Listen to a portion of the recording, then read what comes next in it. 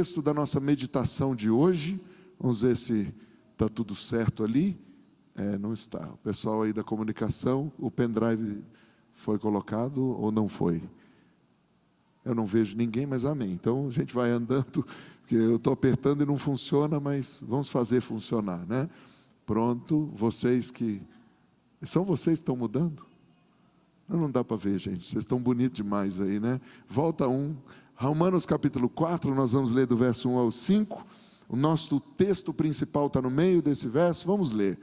Que pois diremos ter alcançado Abraão, nosso pai segundo a carne?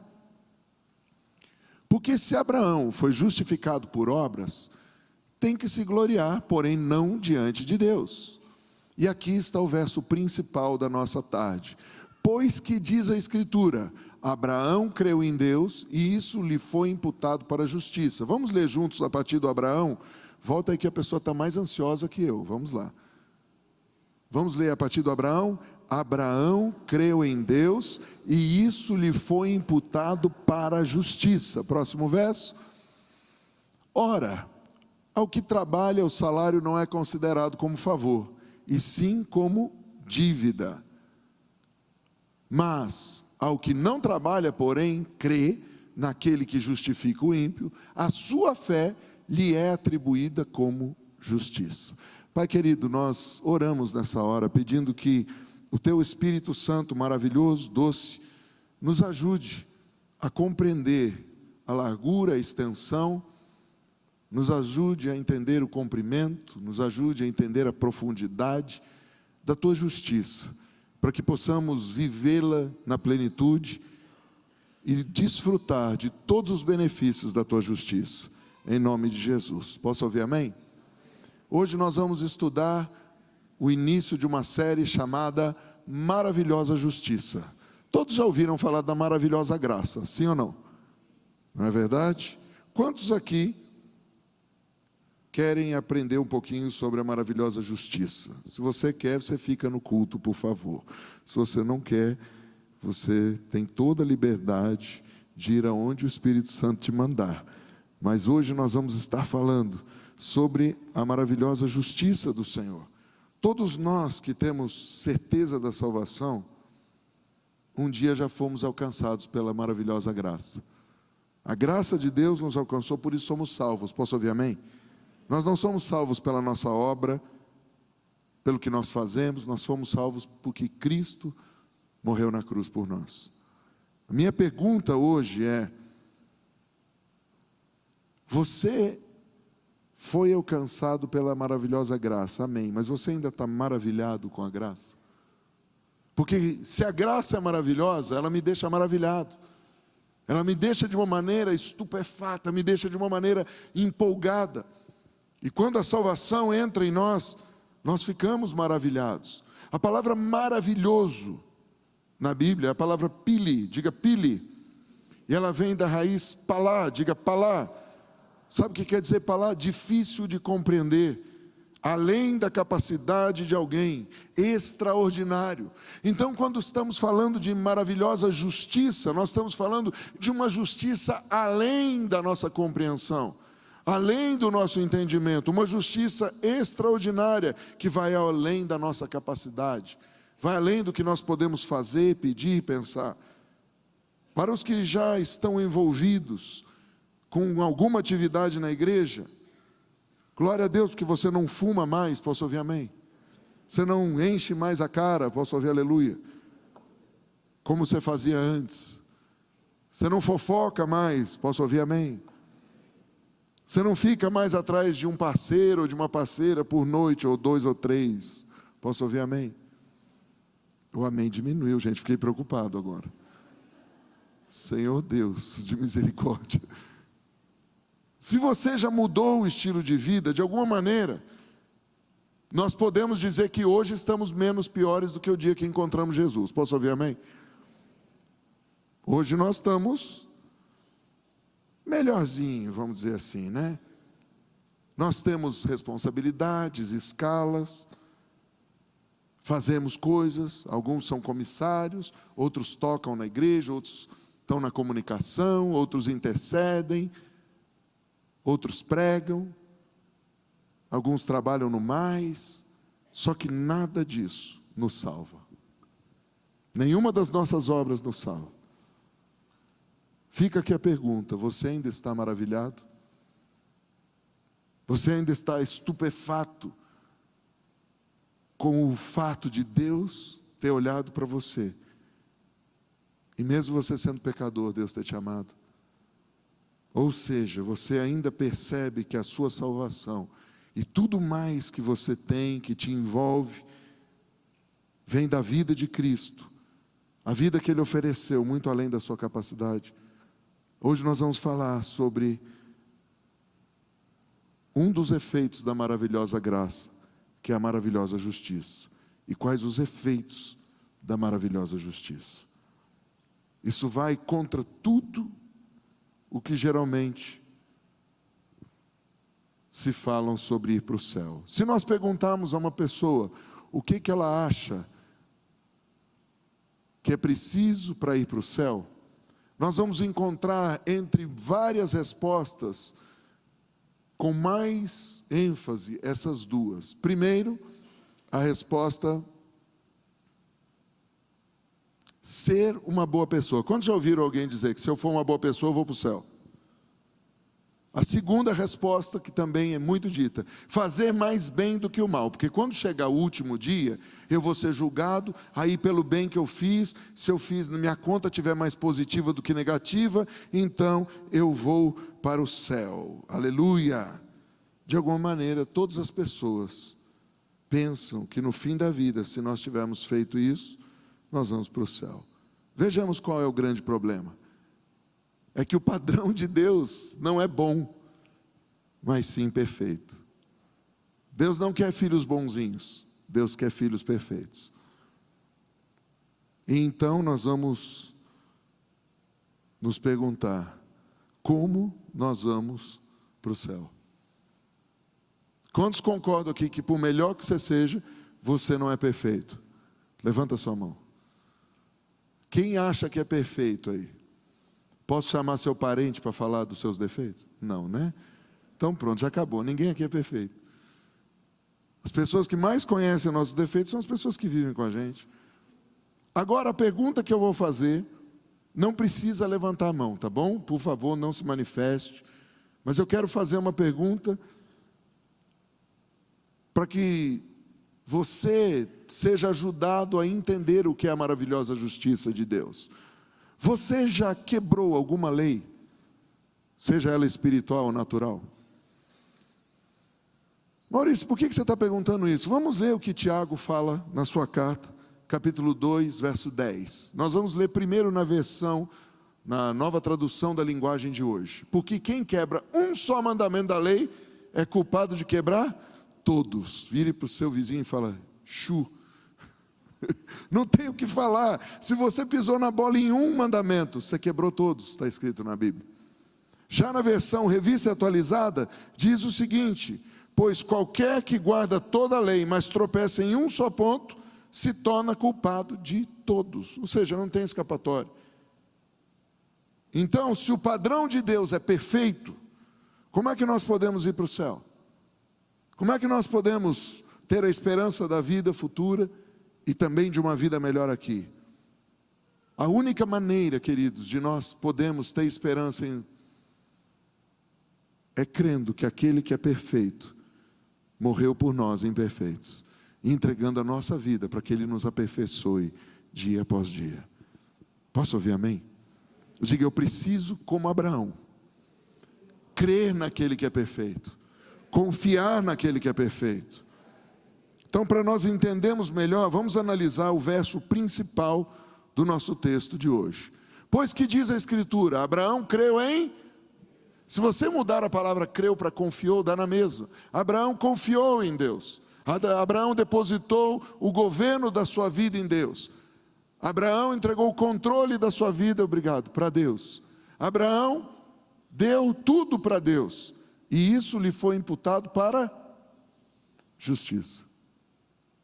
Ora, isso que isso tem a ver? Aqui nós, como disse, é o início de uma jornada. Não fique assustado. Hoje é só a primeira parte. Eu prometo que antes do culto das 7h30 nós terminamos. Amém? Então não fique ansioso. Vamos ver se agora vai. Nossa pergunta de hoje: o que é justiça? Vire para o seu vizinho e pergunte: o que é justiça?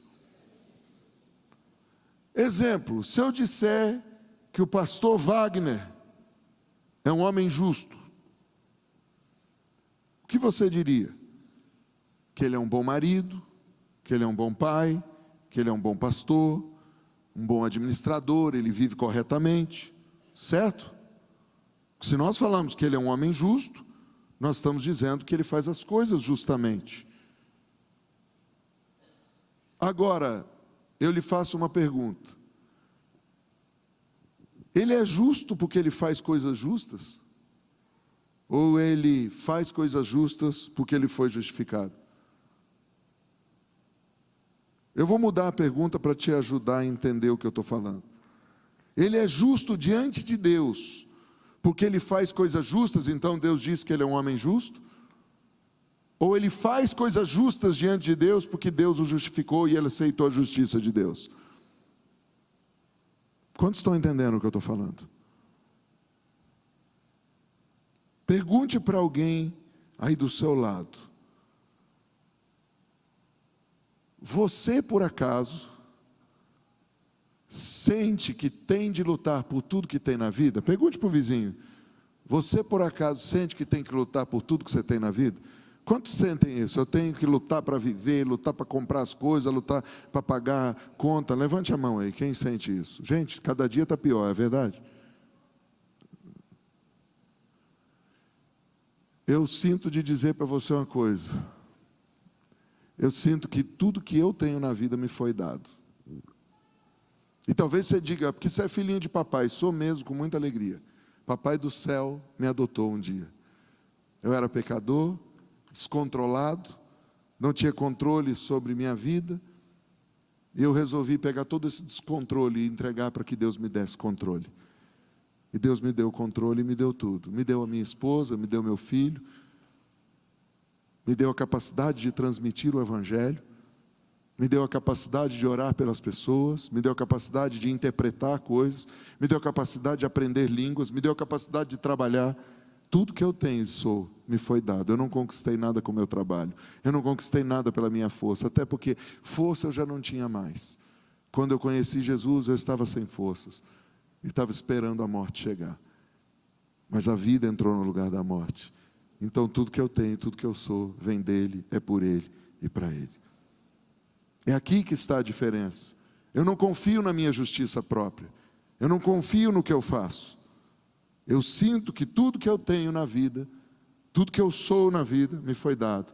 E pela graça que eu tenho o que tenho, pela graça que eu sou o que sou. A maneira que nós entendemos isso faz toda a diferença. Porque se eu achar, Maurício, que o que eu faço é porque eu sou inteligente, porque eu sou bom, Deus tira 30 segundos de mim, só 30 segundos. O poder de eu poder raciocinar. Ou me dá um choque na minha cabeça e eu perco a minha memória. Pare para pensar. A graça de Deus nos alcançou, e a primeira coisa que ela fez foi me justificar diante de Deus. Foi chegar diante de Deus para dizer assim: Deus, toda a desgraça do Maurício, todo o pecado do Maurício, todas as coisas erradas dele, estão pagas pela graça. Eu preciso entender a justiça de Deus, senão eu não me aceito. Senão eu começo uma nova vida orgulhoso, achando que eu sou bom, que eu consegui sair das drogas porque eu quis, que eu consegui vencer os meus problemas porque eu sou bom. Não, o Senhor me deu vitória nos meus problemas, o Senhor me deu domínio próprio, o Senhor me deu salvação, o Senhor me deu graça, e essa graça me habilitou, porque essa graça traz a justiça junto, mas não a minha, porque pela minha justiça eu estaria condenado, pela justiça dos homens eu estaria condenado. Quantos aqui já se pegaram condenando alguém por uma coisa que você já fez? Levante sua mão. Quantos aqui já ficaram bravos ou criticaram o pecado de alguém que você também cometeu? Nós somos injustos, nós somos miseráveis, mas a graça nos alcançou e isso nos basta. pelos olhos da graça. Deus não olha você pelo pecado que você cometeu o mês passado, ano passado. Deus não olha pelo pecado que eu cometi ontem. Deus me olha pela justiça dele, e na justiça dele o sangue de Jesus veio me limpar, veio te purificar, veio nos transformar. Essa era a nossa pergunta. Qual era a nossa pergunta? O que é justiça? Diga: justiça é um presente que vem da graça. Porque pela justiça eu estava lascado, pela justiça eu ia para o inferno, pela justiça eu estava condenado, mas pela justiça de Deus, diga: pela justiça de Deus, eu fui justificado. O sangue do Cordeiro é suficiente para me perdoar. O sangue do Cordeiro é suficiente para me libertar. O sangue do Cordeiro é suficiente para me justificar, e eu não tenho mais medo. Sem justiça nós não temos paz. Como assim, Maurício? Leia o que Paulo escreve aos Romanos. Inclusive, a partir de amanhã começamos uma jornada em Romanos. Próximo. Justificados, pois, mediante a fé, temos paz com Deus. Opa! Justificados, pois, mediante a fé. O que é a fé? É ouvir a palavra de Deus. Se eu ouço e obedeço a palavra de Deus, eu sou justificado mediante a fé. Ou seja, eu passo a ter o quê? Paz com Deus.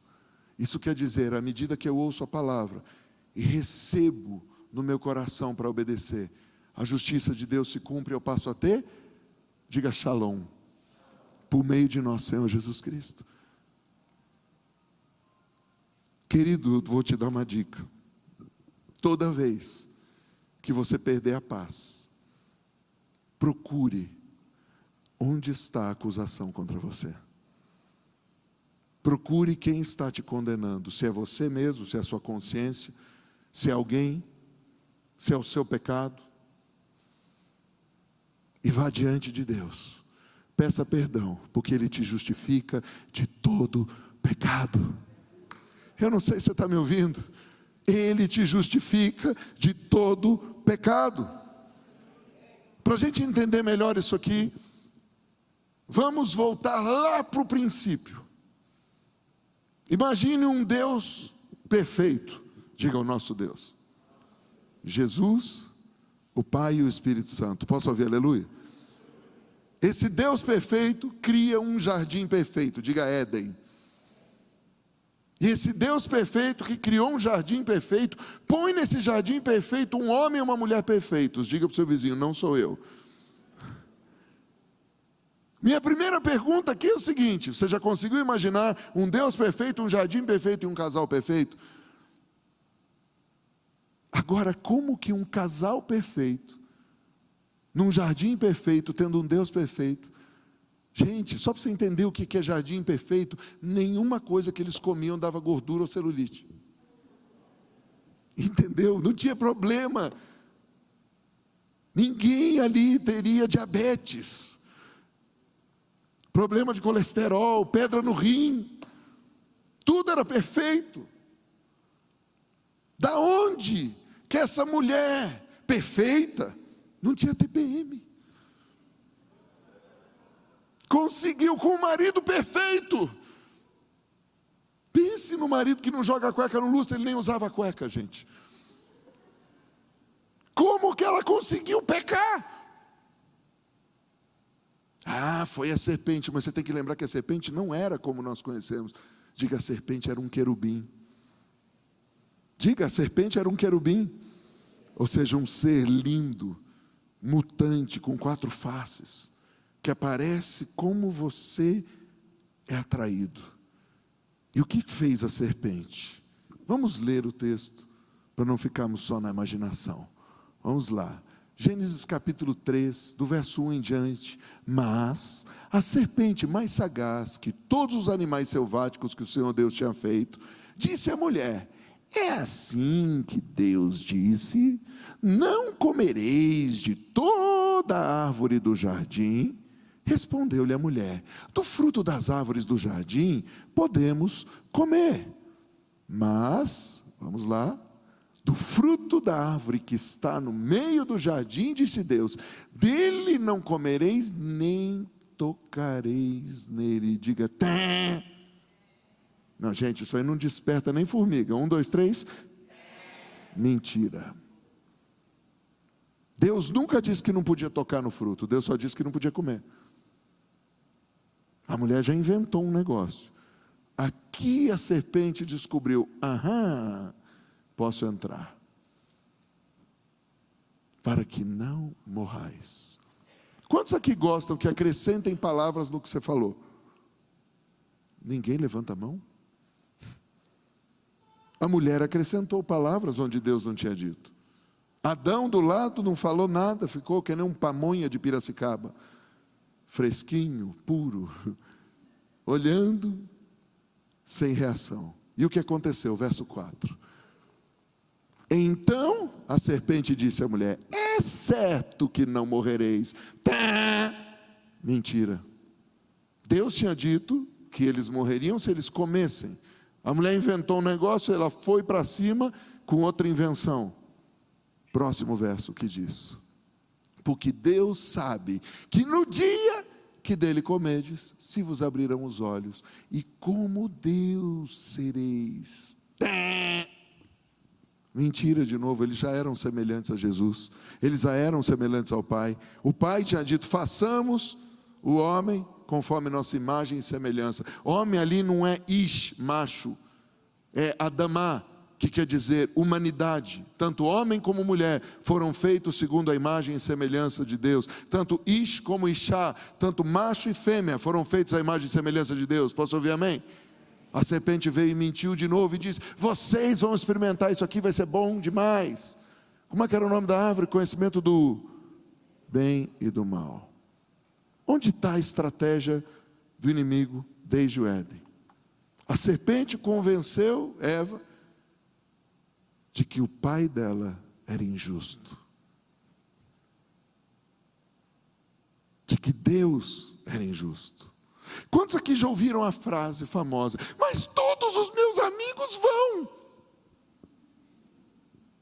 Quantos já ouviram essa frase?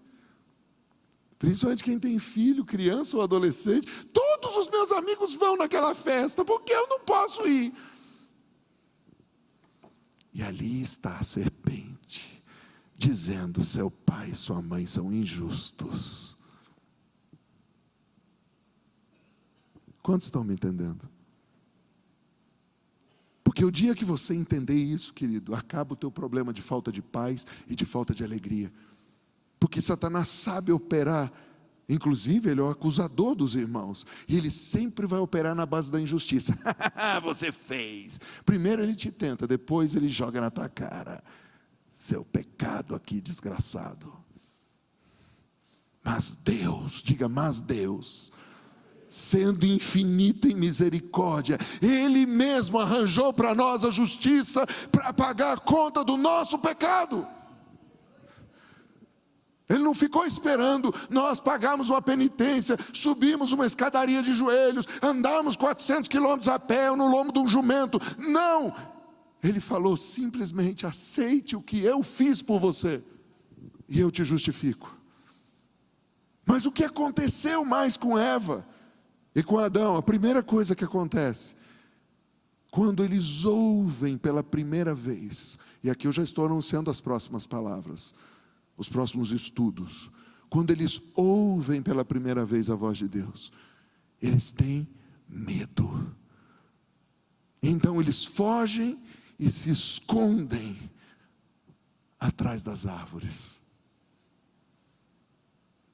E não só isso, eles começam a fazer, e montam a primeira tecelagem, a figueira. E de folhas de figueira, fazem a primeira sunga e o primeiro biquíni. Por que eles tiveram medo de Deus? Porque eles pararam de ouvir Deus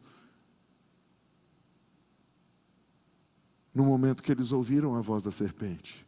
E a serpente disse que Deus era injusto, Porque Deus não estava deixando eles comerem de um fruto, sendo que tinha milhares de frutos para comer. Diga, obediência que não pode ser testada, não é obediência.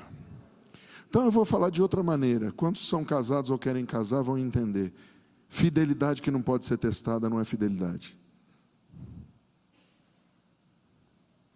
Se você não consegue ser obediente a Deus, você não consegue ser fiel ao teu cônjuge.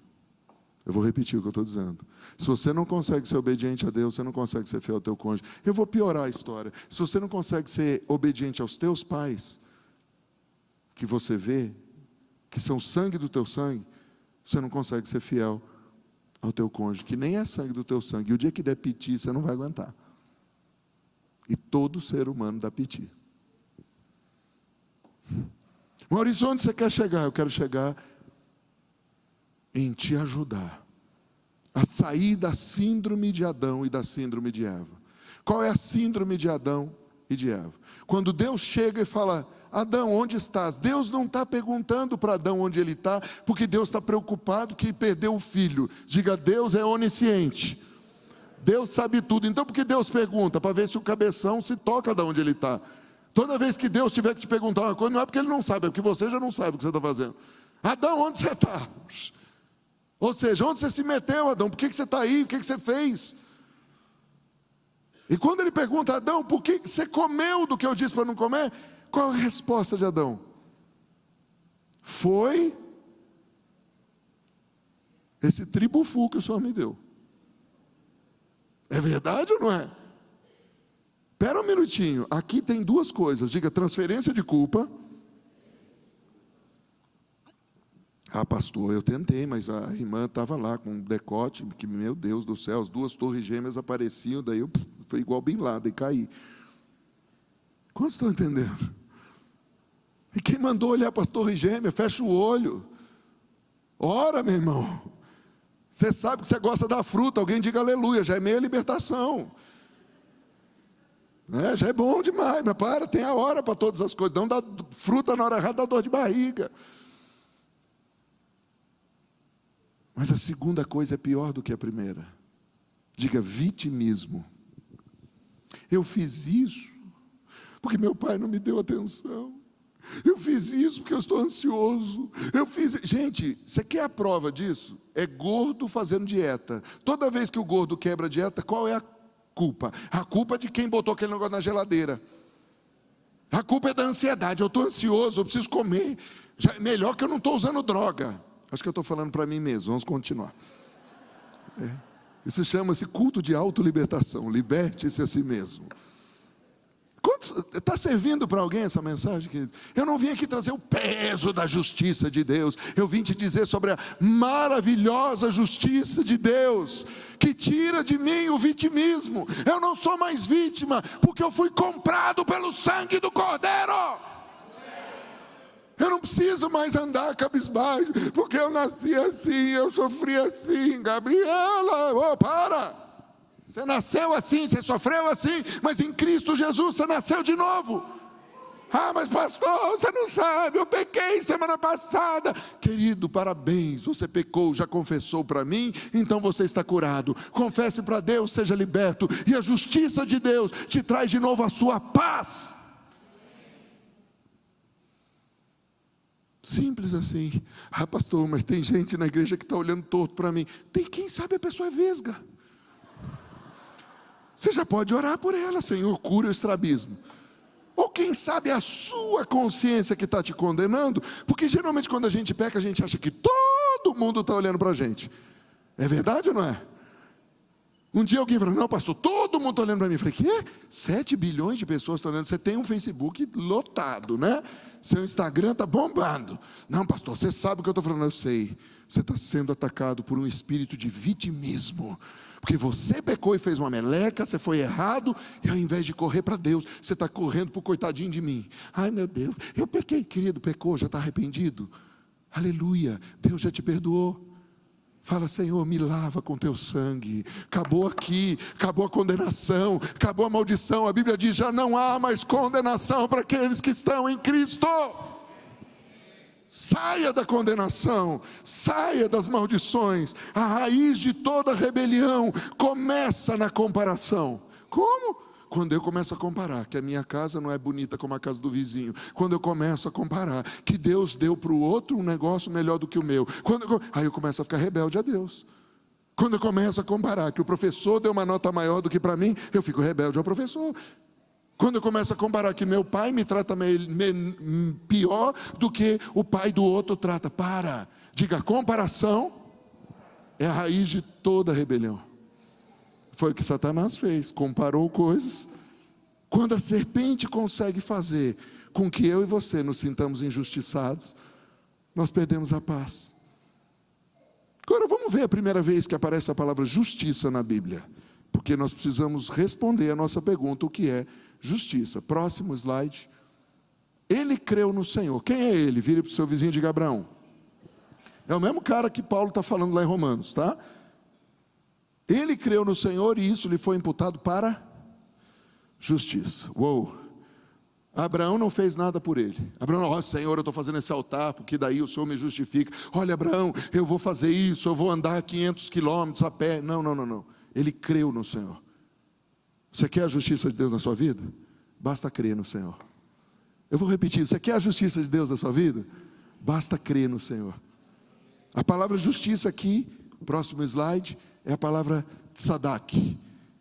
Tzadak quer dizer retidão, governante, rei, verdade, prosperidade. Uau! Abraão confiou no Senhor, creu no Senhor e Deus deu prosperidade para ele, é verdade? Abraão creu no Senhor e Deus se manifestou com verdade, é verdade, a mentira dele veio à tona. Abraão creu no Senhor e Deus o fez rei, o fez governante, o fez cabeça. Abraão creu no Senhor e Deus endireitou o caminho dele. Você está entendendo o que acontece com você e comigo quando nós cremos no Senhor? O Senhor nos faz prosperar. Você está entendendo o que acontece quando nós cremos no Senhor? Nós somos libertos, porque o Senhor se manifesta com verdade na nossa vida. Conhecereis a verdade vos libertará. Justiça. Vamos ver a nossa definição então, leia aí comigo. Justiça é estar alinhado com o padrão, com a retidão, o governo de Deus. Isso é a justiça. Quando eu me alinho com o padrão de Deus. Lembra que enquanto nós não tivermos justiça, nós não temos paz? Eu convido você hoje a entregar o seu coração, seus erros, a despeito de quais sejam, para Deus, não passam de trapo de imundície, tanto quanto as minhas boas obras não passam de trapo de imundície. Eu convido você a fechar os seus olhos e entregar o teu coração. Você deseja que toda a justiça de Deus se cumpra na sua vida? Faça a sua oração agora. Você sabe as áreas em que o inimigo tem te atacado com vergonha. Você sabe as áreas que você mesmo pecou. Você sabe no que a sua vida está desgovernada em relação ao governo de Cristo. Você sabe as áreas onde você não tem paz. Vamos orar agora. Pai, no nome de Jesus, nós oramos agora. E como diretor espiritual dessa casa e da família MCI, eu me coloco primeiro como responsável, assumindo a minha posição. Eu te peço perdão, Senhor, pelos meus pecados. Eu te peço perdão, Senhor, por todas as áreas da minha vida em que eu não tenho sido controlado pelo Espírito Santo. Na minha vontade, nos meus desejos, na minha alma, no meu espírito, no meu físico, nas minhas finanças, todo o meu ser, Senhor. Eu corro para a tua justiça, eu corro para a tua correção, eu corro para a tua disciplina, Pai, porque eu prefiro ser disciplinado por ti do que estar longe de ti. Eu prefiro, Senhor, ser corrigido por ti do que ficar longe de ti a eternidade, não ter paz, não ter mais alegria. Pai, me perdoe.